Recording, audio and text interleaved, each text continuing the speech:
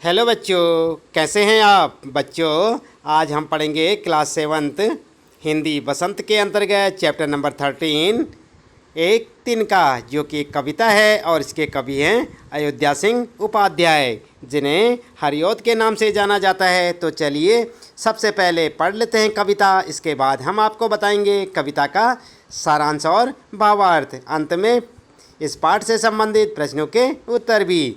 तो आप भी हमारे साथ साथ पढ़ते हैं कविता एक तिनका। तो बच्चों आप देख रहे हैं ना, यहाँ पर यह है आपका चैप्टर नंबर 13 एक तिनका, जो कि एक कविता है। तो आइए आप भी हमारे साथ साथ पढ़ें। मैं घमंडों में भरा ऐंठा हुआ एक दिन जब था मुंडेर पर खड़ा, अचानक दूर से उड़ता हुआ एक तिनका आँख में मेरी पड़ा।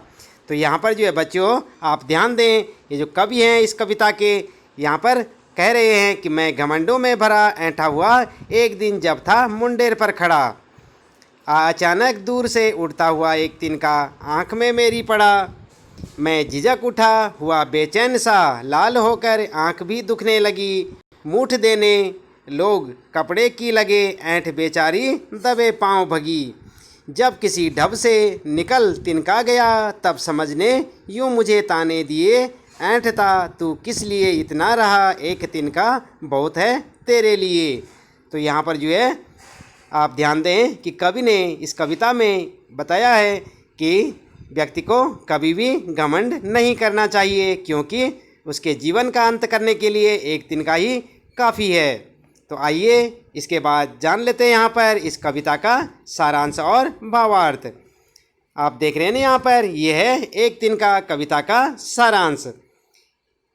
एक तिनका कविता में कवि अयोध्या प्रसाद यानी कि हरिऔध जी ने मनुष्य को घमंड ना करने की नसीहत दी है। कवि कहता है कि एक बार वह बहुत घमंड से भरा हुआ था, किसी को अपना समकक्ष यानी कि अपने बराबर नहीं समझता था। एक दिन वह अपने छत की मुंडेर पर खड़ा हुआ था। आप जानते हैं ना, मुंडेर का मतलब जैसे कि बालकोनी या छत के किनारे पर खड़ा था। अचानक दूर से उड़ता हुआ तिनका कवि की आंख में गिर पड़ा। कवि परेशान होकर बेचैन हो उठा, उसकी आंखें लाल होकर दुखने लगी। कवि के प्रियजन आंखों से तिनका निकालने के लिए दौड़ पड़े।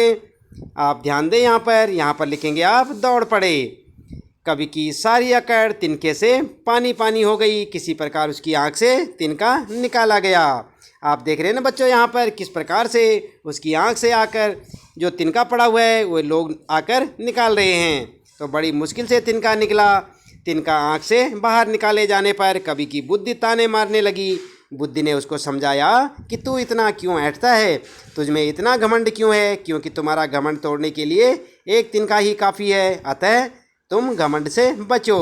तो बच्चों यही इस कविता में कहा गया है। इस कविता का सार यही है कि व्यक्ति को कभी भी घमंड नहीं करना चाहिए, क्योंकि एक तिनका यदि व्यक्ति की आंख में पड़ जाता है तो वह कितनी परेशानी में आ जाता है। इसके बाद आइए देख लेते हैं यहाँ पर अभ्यास प्रश्न उत्तर, यानी कि इस पाठ से संबंधित प्रश्नों के उत्तर। तो यहाँ पर जो है सबसे पहले आपके लिए प्रश्न है कविता से। पहला प्रश्न आपके लिए, नीचे दी गई कविता की पंक्तियों को सामान्य वाक्य में बदलिए। तो आप क्या करेंगे यहाँ पर, जैसे कि आप देख सकते हैं एक तिनका आँख में मेरी पड़ा, मेरी आँख में एक तिनका पड़ा। तो इस प्रकार से आप जो है इन्हें जो एक साधारण वाक्य में बदलेंगे। तो जो पहले था यहाँ पर फर्स्ट वाला था एक तिनका आँख में मेरी पड़ा, ये तो कविता की तरह दिया हुआ था और आपने इसको साधारण वाक्य में बदलना है, मेरी आँख में एक तिनका पड़ा। उसके बाद दूसरा है यहाँ पर मूठ देने लोग कपड़े की लगे। तो यहाँ पर आप साधारण वाक्य में लिखेंगे लोग कपड़े की मूठ देने लगे। और इसके बाद यहाँ पर आप देख सकते हैं कै ख ग और घ। तो यह एक दिन जब था मुंडेर पर खड़ा। इसी प्रकार से यहाँ पर आप लिखेंगे, यहाँ पर आप लिखेंगे, यहाँ पर और यहाँ पर। तो ये जो पहले थे आपके लिए, ये जो है उदाहरण थे आपके लिए, जैसे कि एक तिनका आँख में मेरी पड़ा, तो मेरी आँख में एक तिनका पड़ा।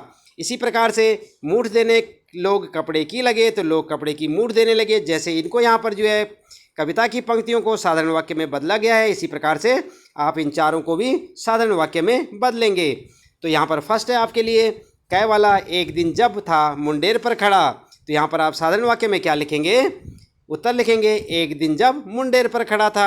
और दूसरा है यहाँ पर आप देख सकते हैं ख वाला, लाल होकर भी दुखने लगी, आँख भी दुखने लगी। यहाँ पर लिखेंगे आप लाल होकर, यहाँ पर जो है आँख लिखेंगे, आँख भी दुखने लगी। और इसका उत्तर लिखेंगे आप साधारण वाक्य में, आँख लाल होकर दुखने लगी। इसके बाद तीसरा होगा आपके लिए, ऐंठ बेचारी दबे पाँव भागी। तो इसका उत्तर लिखेंगे आप, क्या लिखेंगे, बेचारी ऐंठ दबे पाँव भगी। और इसके बाद जो है घ वाला है यहाँ पर प्रश्न में, जब किसी ढब से निकल तिनका गया। तो यहाँ पर आप क्या उत्तर लिखेंगे, यहाँ पर लिखेंगे आप, किसी ने ढब से तिनका निकाला। इस प्रकार से आप इसका उत्तर लिखेंगे। इसके बाद अगला दूसरा प्रश्न है आपके लिए यहाँ पर, एक तिनका कविता में किस घटना की चर्चा की गई है जिससे घमंड नहीं करने का संदेश मिलता है। आप उत्तर में लिखेंगे, इस कविता में उस घटना का वर्णन किया गया है जब कवि की आंख में एक तिनका गिर गया। उस तिनके से काफ़ी बेचैन हो उठा कवि। उसका सारा घमंड चूर हो गया। किसी तरह लोग कपड़े की नोक से उसकी आंख में पड़ा तिनका निकालते हैं तो कवि सोच में पड़ जाता है कि आखिर उसे किस बात का घमंड था जो एक तिनके ने उसके घमंड को जमीन पर लाकर खड़ा कर दिया। उसकी बुद्धि ने भी उसे ताने दिए कि तू ऐसे ही घमंड करता था, तेरे घमंड को चूर करने के लिए एक तिनका ही बहुत है। तो बच्चों आप ध्यान दें, इससे यह संदेश मिलता है कि व्यक्ति को स्वयं पर घमंड नहीं करना चाहिए। एक तुच्छ यानी कि छोटा सा व्यक्ति या वस्तु भी हमारी परेशानी का कारण बन सकती है। हर वस्तु का अपना महत्व होता है। इस प्रकार से आप उत्तर लिखेंगे। इसके बाद है तीसरा प्रश्न आपके लिए, आँख में तिनका पड़ने के बाद घमंडी की क्या दशा हुई। तो आप उत्तर लिखेंगे, घमंडी की आँख में तिनका पड़ने पर उसकी आँख लाल होकर दुखने लगी। वह बेचैन हो गया और उसका सारा ऐंठ समाप्त हो गया, यानी उसका सारा घमंड जाता रहा। इसके बाद चौथा प्रश्न है आपके लिए, घमंडी की आंख से तिनका निकालने के लिए उसके आसपास लोगों ने क्या किया। तो आप उत्तर लिखेंगे, घमंडी की आंख से तिनका निकालने के लिए उसके आसपास के लोगों ने कपड़े की मूठ बनाकर उसकी आंख में डाली। इस प्रकार से आप इसका उत्तर लिखेंगे। पांचवा प्रश्न है आपके लिए, एक तिनका कविता में घमंडी को उसकी समझ ने चेतावनी दी।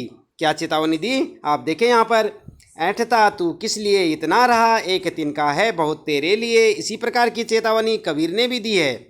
तिनका कब हूँ न निंदिए, पाँव तले जो होए, कब हूँ उड़ी आँखिन परे, पीर घनेरी होए। आप देख रहे हैं यहाँ पर कविता और जो यहाँ पर जो है कविता की लाइनें दी हुई हैं और इसी प्रकार से चेतावनी कबीर ने भी दी है। क्या चेतावनी दी है, ये लाइनें कबीर की हैं।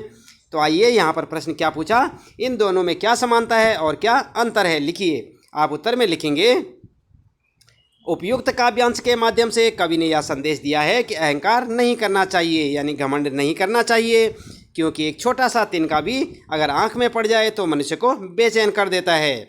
और इन दोनों काव्यांशों की जो पंक्तियां हैं इनमें दोनों काव्यांशों में अंतर यह है कि हरिओत जी द्वारा लिखी पंक्तियों में किसी प्रकार के अहंकार से दूर रहने की चेतावनी दी गई है, क्योंकि एक तिनका भी हमारे अहंकार को चूर कर सकता है। छोटे से छोटे वस्तु का अपना महत्व होता है। दोनों में घमंड से बचने की शिक्षा दी गई है। प्रत्येक तुच्छ यानी कि छोटी समझी जाने वाली चीज़ या वस्तु का अपना महत्व होता है। इस प्रकार से आप इसका उत्तर लिखेंगे। इसके बाद बात करते हैं बच्चों यहाँ पर अनुमान और कल्पना की। तो आप जो है इन प्रश्नों के उत्तर कैसे लिखेंगे, आइए देख लेते हैं। पहला प्रश्न है, इस कविता को कवि ने मैं से आरंभ किया है। आप देख रहे हैं यहाँ पर, मैं से आरंभ किया है। मैं घमंडों में भरा ऐंठा हुआ। कवि का यह मैं कविता पढ़ने वाले व्यक्ति से भी जुड़ सकता है और तब अनुभव यह होगा कि कविता पढ़ने वाला व्यक्ति अपनी बात बता रहा है। यदि कविता में मैं की जगह वह या कोई अन्य नाम दिया होता तब कविता के वाक्यों में बदलाव किया जाएगा। कविता में मैं के स्थान पर वह या कोई अन्य नाम लिखकर वाक्य के बदलाव को देखिए और कक्षा में पढ़कर सुनाइए। तो बच्चों यहाँ पर आप इस प्रश्न का उत्तर आप स्वयं भी इसको जो है बदल कर देख सकते हैं, अपने आप भी लिख सकते हैं और चाहे तो आप इस उत्तर को देखकर यहाँ पर देख सकते हैं। जैसे कि यहाँ पर पहले मैं था तो यहाँ पर अगर वह कर दिया जाए तो कितना बदलाव कविता में आएगा, आइए देख लेते हैं। वह घमंडों में भरा ऐंठा हुआ, एक दिन जब था मुंडेर पर खड़ा, अचानक दूर से उड़ता हुआ एक तिनका आँख में उसकी पड़ा। अब आप देख रहे हैं यहाँ पर क्या अंतर पड़ा, यहाँ पर मैं की जगह वह हो गया तो यहाँ पर क्या है, एक तिनका आँख में, यहाँ पर मेरी था तो मेरी की जगह उसकी हो गया, क्योंकि यहाँ पर जो है वह की जगह उसकी हो गया। और उसके बाद क्या अंतर हुआ, वह झिझक उठा, फिर यहाँ पर मैं झिझक उठा था, तो यहाँ पर वह झिझक उठा, हुआ बेचैन सा, लाल होकर आंख भी दुखने लगी, मूठ देने लोग कपड़े की लगे, ऐंठ बेचारी दबे पाँव भगी। जब किसी ढब से निकल तिनका गया, तब उसकी समझ में, तब मेरी समझ था ना यहाँ पर, तब हो गया उसकी समझ में, समझने यूं उसे, और यहाँ पर जो है मुझे की जगह हो गया उसे, ताने दिए ऐंठता तू किस लिए इतना रहा, और एक तिनका बहुत है तेरे लिए। तो यहाँ पर आप देख रहे हैं ना, वह की जगह उस, वह जब हमने वह का प्रयोग किया तो जो है मेरी की जगह उसका हो गया या उसकी हो गया। इस प्रकार से कविता में बदलाव आ गया। इसका उत्तर आप इसी प्रकार से लिखें। इसके बाद है अगला प्रश्न आपके लिए, प्रश्न दूसरा। नीचे दी गई पंक्तियों को ध्यान से पढ़िए। ऐंठ बेचारी दबे पाँव भगी, तब समझने मुझे यूं ताने दिए। तो इन पंक्तियों में ऐंठ और समझ, आप देख रहे हैं ना, इन पंक्तियों में ऐंठ और समझ शब्दों का प्रयोग सजीव प्राणी की भांति हुआ है। कल्पना कीजिए यदि ऐंठ और समझ किसी नाटक के दो पात्र होते तो उनको अभिनय कैसा होता या उनका अभिनय कैसा होता। तो आप यहाँ पर उत्तर लिखेंगे, ऐंठ और समझ कैसे कैसे होगा। समझ, ऐंठ इतनी इतना ऐंठती क्यों हो, और ऐंठ क्या, समझ यह तेरी समझ से बाहर की बात है। समझ क्या बोलेगी, ऐसी बात कौन सी है, ऐसी कौन सी बात है जो मेरी समझ में नहीं आती। ऐंठ फिर कहेगा, समझ तेरी समझ में यह नहीं आता कि यदि मनुष्य सुंदर हो, धनवान हो, समाज में ऊंचा स्थान रखता हो तो उसे अपने ऊपर घमंड आ ही जाता है। फिर समझ क्या जवाब देगी, नहीं, ऐंठ कभी घमंड नहीं करना चाहिए, क्योंकि यह सब तो क्षणभंगुर है, कभी भी नष्ट हो सकता है, लेकिन मनुष्य की विनम्रता, उसकी परोपकार की भावना, वह हंसमुख स्वभाव कभी नष्ट नहीं होता। इस प्रकार से इनमें वार्तालाप होगी। इतने में ऐंठ की आंख में एक तिनका उड़कर गया और समझ ने क्या कहा, ऐंठ इतना तिलमिला क्यों रही हो। ऐंठ ने कहा, न जाने कहाँ से आंख में तिनका आकर पड़ गया है, मैं तो बहुत बेचैन हो रही हूँ। समझ ने फिर कहा, अब तुम्हारी घमंड कहाँ गया, तुम्हारा घमंड कहाँ गया। एक छोटे से तिनके से तिलमिला उठी। फिर ऐंठ ने जवाब दिया, मुझे क्षमा करो समझ, मैं कभी अपने पर घमंड नहीं करूँगी। तो इस प्रकार से आप इन दोनों को जो है एक व्यक्ति का नाम देकर, इसे जो है व्यक्ति का रूप देकर इनका वार्तालाप लिख सकते हैं। इसके बाद आइए देख लेते हैं यहाँ पर तीसरा प्रश्न। तो बच्चों आप ध्यान दें, ये है आपका तीसरा प्रश्न यहाँ पर। और यहाँ पर प्रश्न है, नीचे दी गई कबीर की पंक्तियों में तिनका शब्द का प्रयोग एक से अधिक बार किया गया है, इनके अलग अलग अर्थों की जानकारी प्राप्त करें। उठा बबूला प्रेम का, यहाँ पर देख रहे हैं ना आप, कबीर की लाइनें हैं ये। उठा बबूला प्रेम का, तिनका उड़ा आकाश, तिनका तिनका हो गया तिनका तिनके पास। तो यहाँ पर देख रहे हैं ना आप, तिनका शब्द का कितनी बार प्रयोग है, तिनका तिनका तिनका और तिनका। तो 1 2 3 4 4 बार यहाँ पर प्रयोग हुआ है और 5वीं बार तिनके। तो इस प्रकार से आप देख सकते हैं। तो आप उत्तर में लिखेंगे, जिस प्रकार के झोंके से उड़कर तिनके आसमान में चले जाते हैं और सभी तिनके बिखर जाते हैं, उसी प्रकार ईश्वर के प्रेम में लीन हृदय सांसारिक मोह माया से मुक्त होकर ऊपर उठ जाता है। वह आत्मा का परिचय प्राप्त कर परमात्मा से मिल जाता है, यानी उसे अपने अस्तित्व की पहचान हो जाती है और सभी प्रकार की बाधाओं से मुक्त होकर ईश्वर के करीब पहुंच जाता है, यानी आत्मा का परमात्मा से मिलन हो जाता है। तो यहाँ पर जो है आपने देखा कि नीचे दी गई कबीर की पंक्तियों में तिनका शब्द का प्रयोग एक से अधिक बार हुआ है। इनके अलग अलग अर्थ की जानकारी प्राप्त करें। तो यहाँ पर इन सब के अलग अलग अर्थ यहाँ पर आप समझ गए होंगे। इसके बाद बच्चों आइए बात करते हैं यहाँ पर भाषा की बात। तो यहाँ पर आपके लिए प्रश्न है, किसी ढब से निकलना का अर्थ है किसी ढंग से निकलना। ढब से किसी, जैसे यहाँ पर आप देखें, ढब से जैसे कई वाक्यांशों से आप परिचित हो चुके हैं। जैसे धम से वाक्यांश है, लेकिन ध्वनियों में समानता होने के बाद भी ढब से और धर्म से जैसे वाक्यांशों के प्रयोग में अंतर है। जैसे कि आप देख सकते हैं, धम से और छप से इत्यादि का प्रयोग ध्वनि द्वारा क्रिया को सूचित करने के लिए किया जाता है। नीचे कुछ ध्वनि द्वारा क्रियाओं को सूचित करने वाले वाक्यांश और कुछ अधूरे वाक्य दिए गए हैं। उचित वाक्यांश चुनकर वाक्य के खाली स्थान भरिए। तो आप यहाँ पर जो है भरेंगे, आप क्या देखें, आप यहाँ पर छप से, टप से, थर से, फुर से और सन से। तो यहाँ पर क्या करेंगे आप देखें यहाँ पर, जैसे मेंढक पानी में कैसे कूदा, आप यहाँ पर लिखेंगे इन वाक्यांशों से। और जैसे कि नल बंद होने के बाद पानी की एक बूंद, यहाँ पर आप फिर भरेंगे और फिर गाय वाला है, शोर होते ही चिड़िया उड़ी। तो यहाँ पर आप क्या लिखेंगे? और ठंडी हवा, यहाँ पर आप कुछ भरेंगे। उसके बाद गुजरी मैं ठंड में। तो इस प्रकार से आप यहाँ पर जो है इनमें से जो है कुछ ना कुछ शब्द जो है छांट कर लिखेंगे, जैसे ये हैं यहाँ पर। तो यहाँ पर आप देख सकते हैं ना, चिड़िया कैसे उड़ी? फुर्र से उड़ी। तो यहाँ पर आप उत्तर दे सकते हैं। और इसी प्रकार से आप उत्तर क्या लिखेंगे, आइए यहाँ पर जान लेते हैं। उत्तर होगा आपका मेंढक पानी में छप से कूद गया। तो यहाँ पर क्या लिखेंगे आप? फर्स्ट वाले में आप देख रहे हैं यहाँ पर मेंढक पानी में छप से कूद पड़ा। यहाँ पर देख रहे हैं ना आप, पहला था आपके पास छप से, यहाँ था आपके पास छप से, और इस छप से जो है इसको आप पहले वाक्य में लिखेंगे। यहाँ पर आप जो है पहले वाक्य को लिखेंगे, मेंढक पानी में छप से कूद गया। नल बंद होने के बाद पानी की एक बूंद टप से, यहाँ पर लिखेंगे आप टप से। और इसी प्रकार से आप शोर होते ही चिड़िया फुर्र से उड़ गई। और ठंडी हवा गुजरी मैं ठंड में। तो यहाँ पर क्या लिखेंगे? सन से। ठंडी हवा कैसे गुजरती है? सन से या थर से। तो आप यहाँ पर उत्तर देखें इसका, ठंडी हवा सन से गुजरी। सन से लिखेंगे, मैं ठंड से थर से कांप गया। इस प्रकार से आप उत्तर लिखेंगे।